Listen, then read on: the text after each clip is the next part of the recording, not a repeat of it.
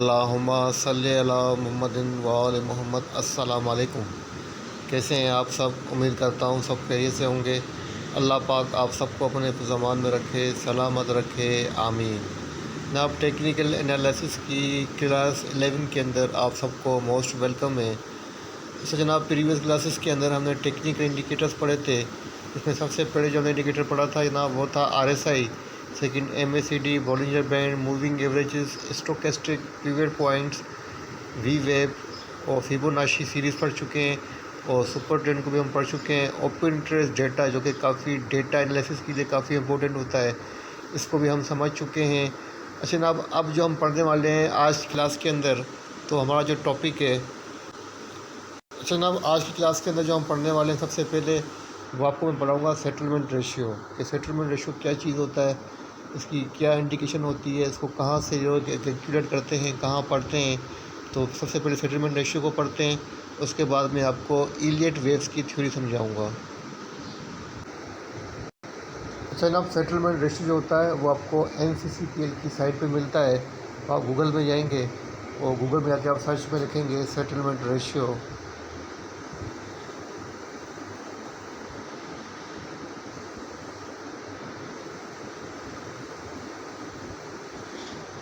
फिर अब आपके पास ये फर्स्ट साइट ओपन हो जाएगी NCCPL की। मैं आपको हाईलाइट कर देता हूँ। तो ये आपके सामने फर्स्ट साइट आपके सामने ओपन हो रही है NCCPL की। इसको आपको क्लिक कर देना है।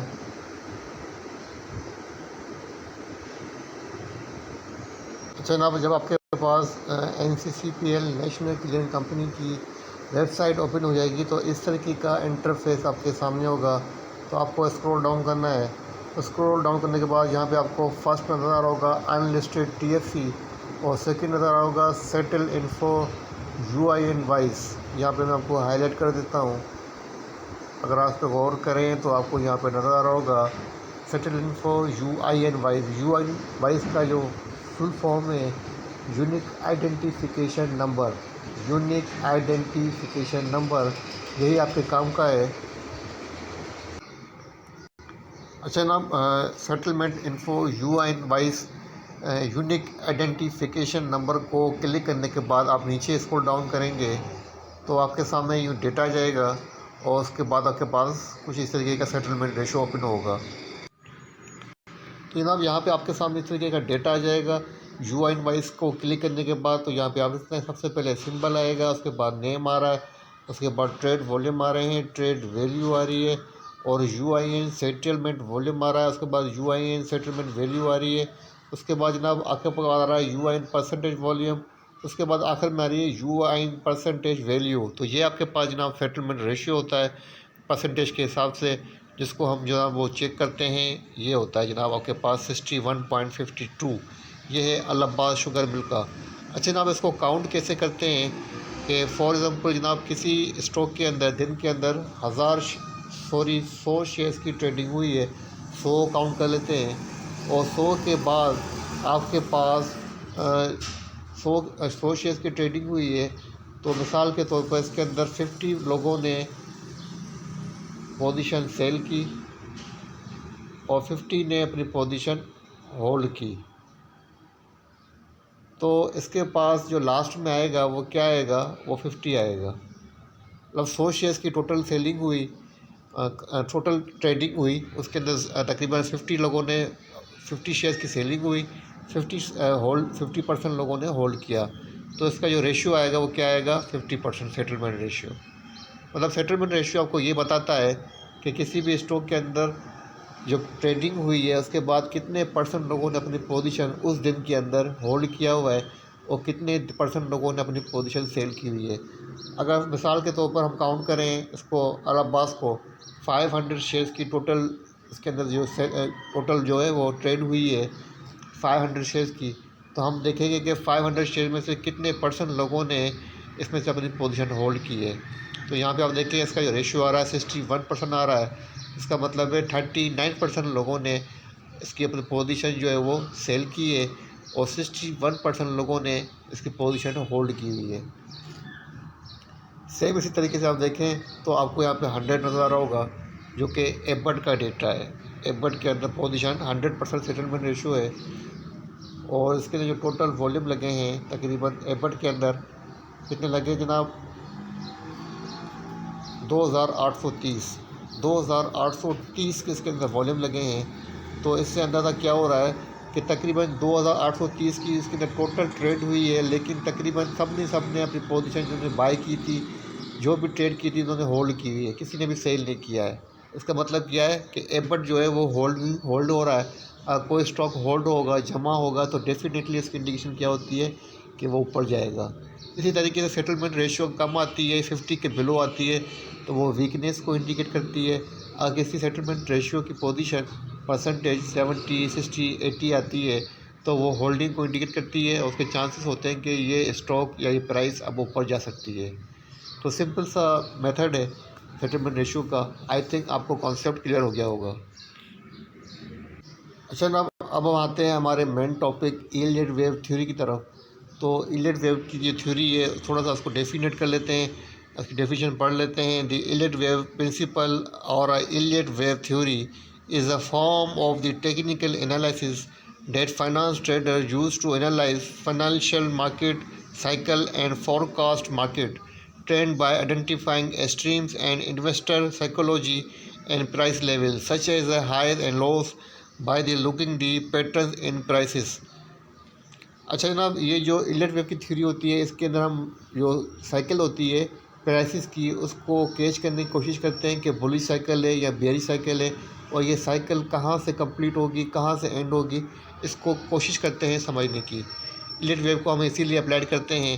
और उसको जिन्होंने इंट्रोड्यूस करवाया था उनका नाम था जनाब नेल्सन एलियट। इन 1930s में उन्होंने इसको जो है वो इंट्रोड्यूस करवाया था। यहाँ पे आप देखें तो उनका नाम नज़र आ रहा होगा आपको, नेल्सन एलियट। 1930s में उन्होंने इसको जो इंट्रोड्यूस करवाया, और ये उन्हीं की थ्योरी है, और इन्हीं के नाम से जो जनाब ये पहचानी जाती है, इसको कहा जाता है यील्ड वेव थ्योरी। जनाब अब यहाँ पे आप देखें तो यहाँ पे आपको यील्ड वेव थ्योरी की जो साइकिल है उसका उन्होंने डिज़ाइन आपको समझ में आ रहा होगा। यहाँ पे अगर मैं आपसे पूछूँ कि भाई ये कौन सा ट्रेंड है, तो आप कहेंगे जाहिर सी बात है अप ट्रेंड है। अप ट्रेंड के अंदर जनाब यहाँ पे आपको मुख्तलिफ लाइन नज़र आ रही होंगी। यूँ जैसा कि हमने पढ़ा था कि कोई भी ट्रेंड होता है तो वो इस तरीके से अप करता हुआ नज़र आता है, इस तरीके से करेक्शन आती है, फिर अप करता है, फिर ऐसे आता है, फिर ऐसे आता है। ये हम पढ़ चुके हैं मार्केट के स्ट्रक्चर के अंदर। तो यहाँ पे आप देखें कि अप ट्रेंड के अंदर इसके पास 3 लाइन जो है वो पॉजिटिव है। फर्स्ट लाइन ये पॉजिटिव है, उसके बाद आपके पास थर्ड लाइन पॉजिटिव है, उसके बाद फिफ्थ लाइन पॉजिटिव है, और 2 लाइन आपके पास यहाँ पर करेक्टिव है, 2 लाइन करेक्टिव है, नंबर 4 लाइन करेक्टिव है।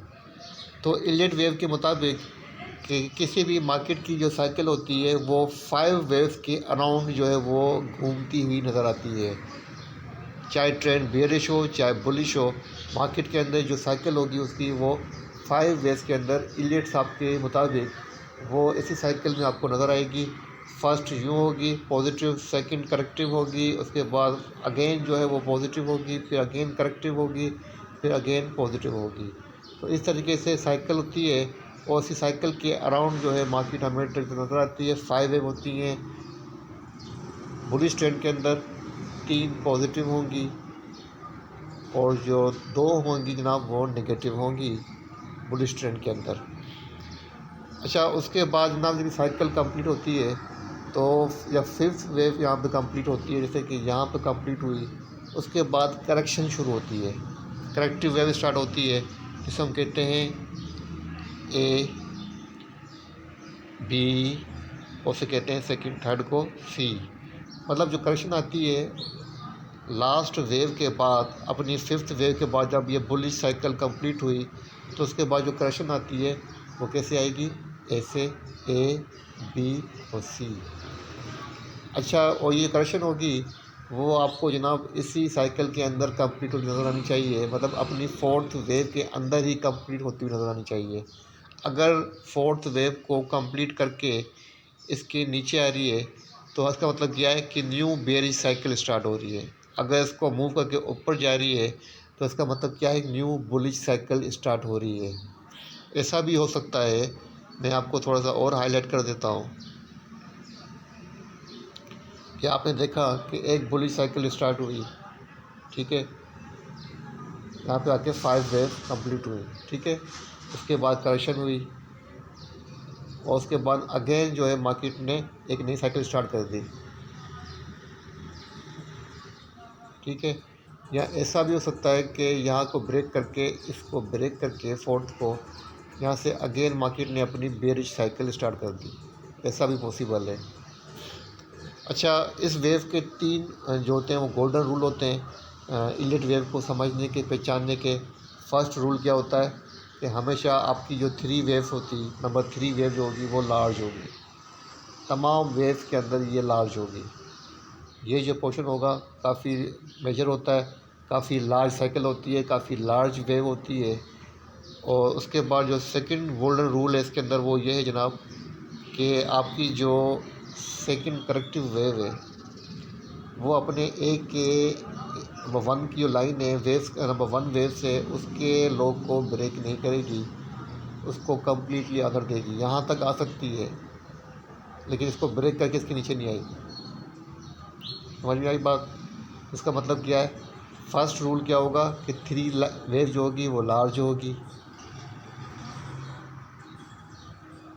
और आपके पास जो सेकंड रूल है इलिट वेव का वो क्या है कि आपकी जो करेक्टिव वेव है नंबर 2 वेव, वो अपने फर्स्ट इम्पल्सिव मूव को कम्प्लीटली ऑनर देगी। करेक्टिव वेव जो है वो कम्प्लीटली ऑनर देगी अपने फर्स्ट वेव को, ठीक है जनाब। तो ये इसका सेकंड रूल है। और उसका जो थर्ड गोल्डन रूल ये है कि जो फिफ्थ वेव होती है, जैसे कि आपको यहाँ पर नज़र आ रही है, ये थर्ड के मुकाबले में स्मॉल होगी, ये थर्ड के मुकाबले में स्मॉल होगी। ये इसके 3 गोल्डन रूल्स हैं, गोल्डन रूल्स, ठीक है ना। तो इस तरीके से आप इलिट वेव को पहचान सकते हैं।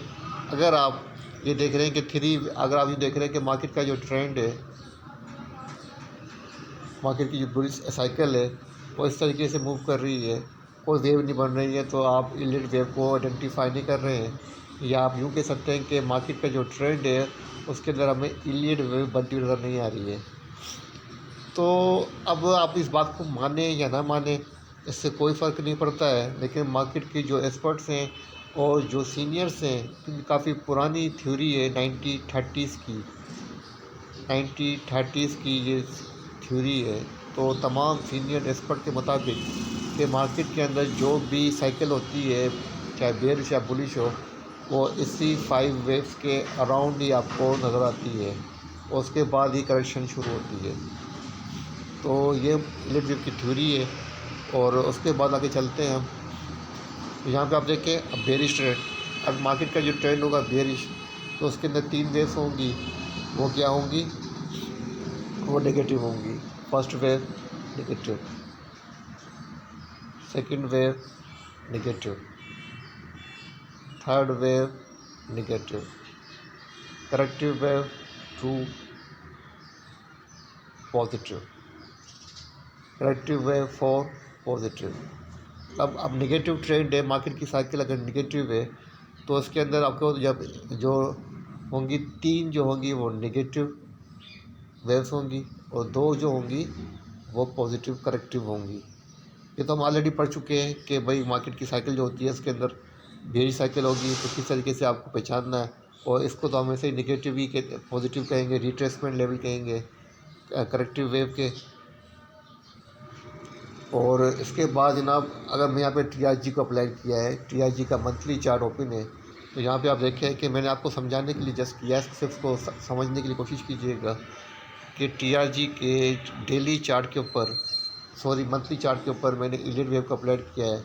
यहाँ पे आप देखें कि फ़र्स्ट वेव ऐसे बनी, सेकंड वेव जनाब ऐसे बनी, और उसने अपने फर्स्ट वेव को कम्प्लीटली ऑनर दिया है, इसको ब्रेक नहीं किया है। उसके बाद थर्ड वेव जो लार्ज बनती है वो जो लार्ज बनी, उसके बाद करेक्टिव वेव चली फोर्थ, और उसके बाद फिफ्थ वेव कंटिन्यू है। ये TRG के मंथली चार्ट के ऊपर मैंने अप्लाई करके इलिट वेव आपको समझाने की कोशिश की है।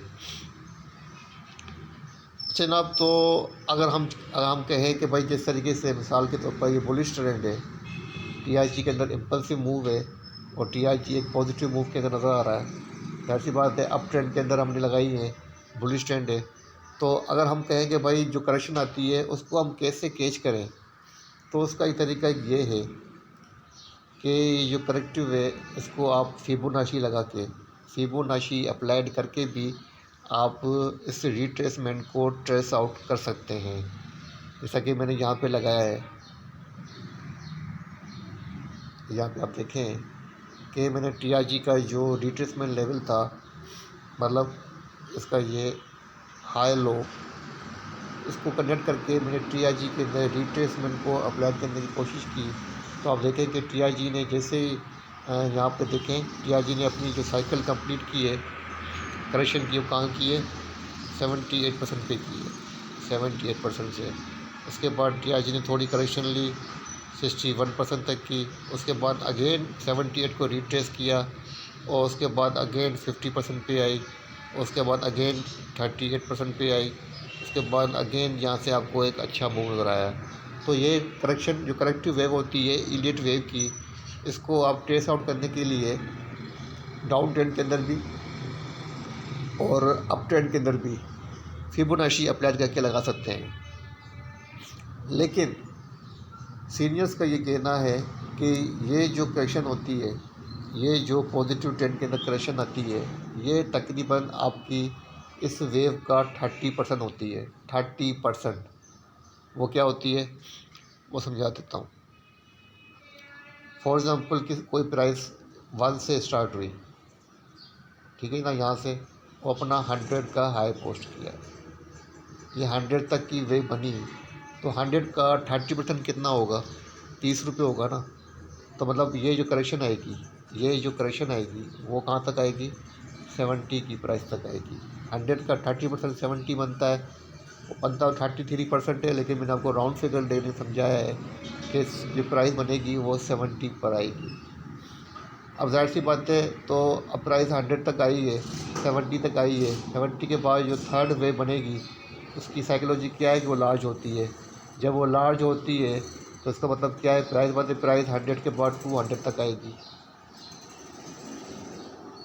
200 के बाद प्राइस के अंदर जो करेक्शन आनी है वो कितनी आएगी, 30%। 200 का करेक्शन कितना बनता है, 30%, 160,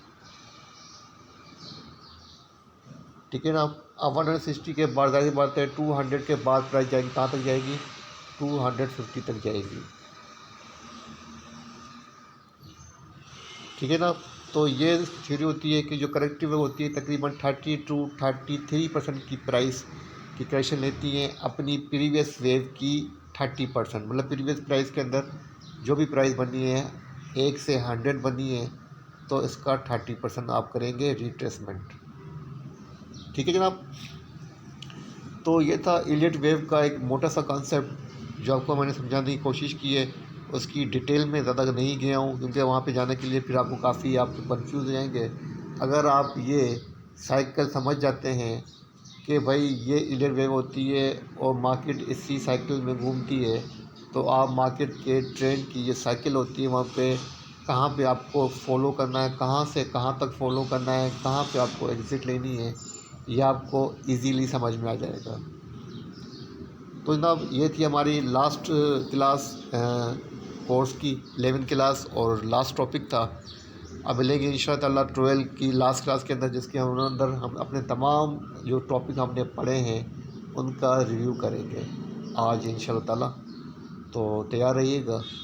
और फिर आज क्लास लास्ट क्लास होगी, उसके बाद मैं आप सबसे इजाज़त चाहूँगा और इंशाअल्लाह कुछ आपको अच्छी जो टिप्स हैं वो भी आपको मैं फ़राहम करूँगा। अल्लाह हाफ़िज़।